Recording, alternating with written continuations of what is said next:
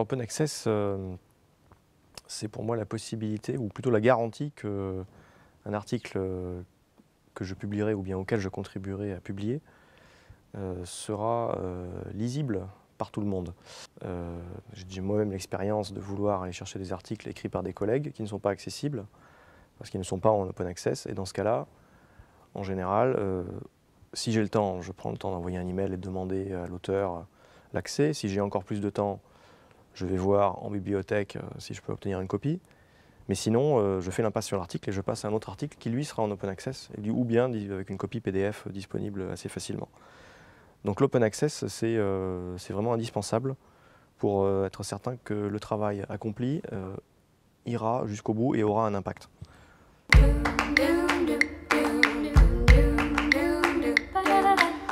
Alors, c'est ma vision basée sur le fait que je cherche à ce que les articles soient lus par le maximum de personnes, de façon à ce que le travail soit utile.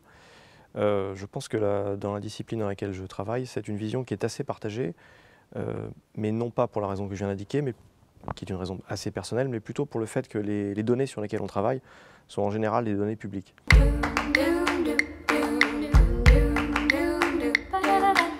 Alors ma pratique a été traditionnellement de viser à publier dans des journaux avec un facteur d'impact, ou bien des journaux que je sais qui sont lus par mes collègues et qui ne sont pas toujours en open access.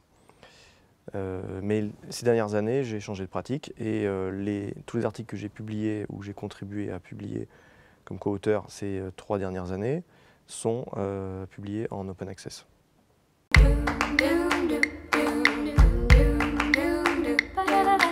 Alors ce choix est lié au statut des données que j'utilise. Il s'agit pour la plupart de données publiques, ou même quasi exclusivement de données publiques.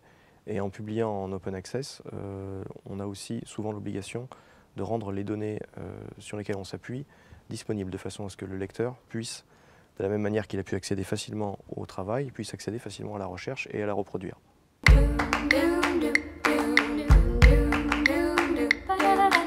Alors ces dernières années, l'Union européenne a mis en place un fonds de soutien à la publication en open access pour les personnes qui avaient contribué à des projets de recherche type FP7.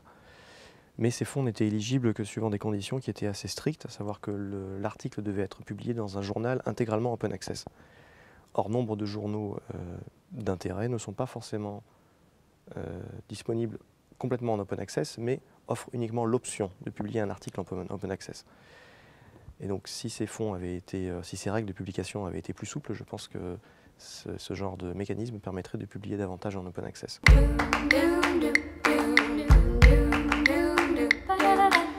Merci. Alors, un savoir enfermé est un savoir stérile. Bernard Rentier. J'ai les souvenirs dans une bibliothèque du NASA Goddard Space Flight Center, qui est un très grand bâtiment situé à côté de Washington, où il y a de nombreux écrits qui sont restés très longtemps non accessibles. Donc on peut parler de savoir enfermé, mais qui après se sont retrouvés accessibles. Et je pense que le savoir, même s'il est enfermé pendant une durée de temps, il est stérile pendant cette période-là, mais après, il peut devenir très utile.